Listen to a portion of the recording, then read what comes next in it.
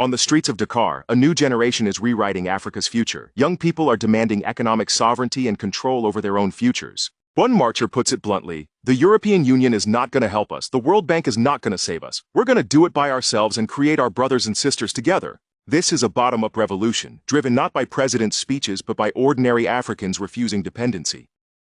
In this video, you'll discover how Africa's path was shaped by a clash of visions. On one side, the Casablanca Group, led by Kwame Nkrumah of Ghana, pushed for an immediate political union, a single government, a single currency, and a unified military command. On the other, the Monrovia Group, with states like Nigeria and Liberia, insisted on gradual economic cooperation while preserving national sovereignty.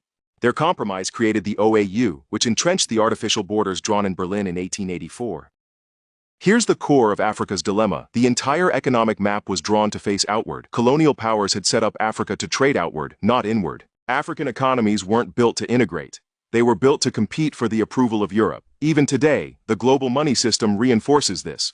Surplus petrodollars are loaned back to the U.S. government via the purchase of treasury bonds, funding American deficits while Africa stays stuck exporting raw value instead of building internal strength.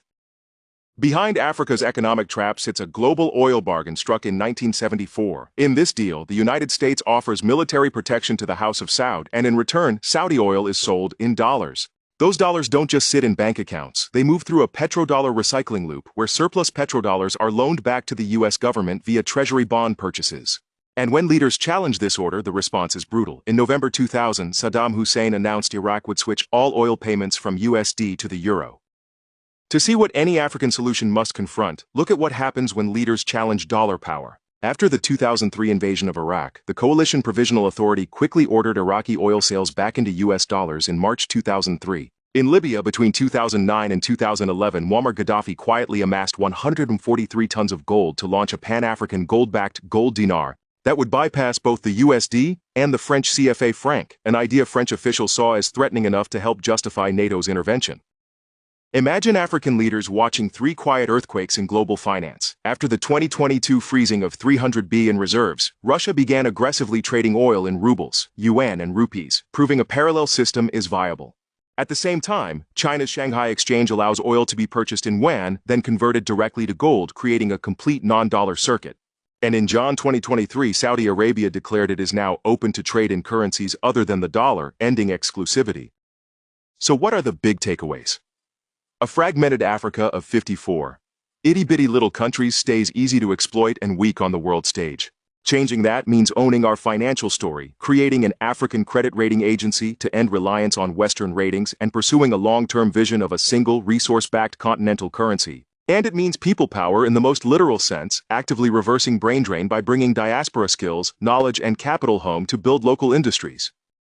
Picture the Sahara not as empty desert but as a giant solar engine. A Sahara solar array could be capable of powering the continent and exporting excess energy, turning sunlight into geopolitical leverage. But power alone isn't enough. A continental grid would act as the backbone for an integrated economy and transcontinental transport, moving clean electricity from where it's generated to where it's needed and binding ports, rail, and industry into a single African system. There's one obstacle no treaty or currency can fix for us: how Africans treat each other. Internal division, including xenophobic violence in South Africa, shows how quickly fear can turn neighbor against neighbor and sabotage any dream of unity. So here's the pact. Wherever you are, challenge anti-African hate. Learn another African country's story. Support cross-border creators and businesses. Unity won't arrive as a headline. It will be built, choice by people who refuse to be turned against their own continent.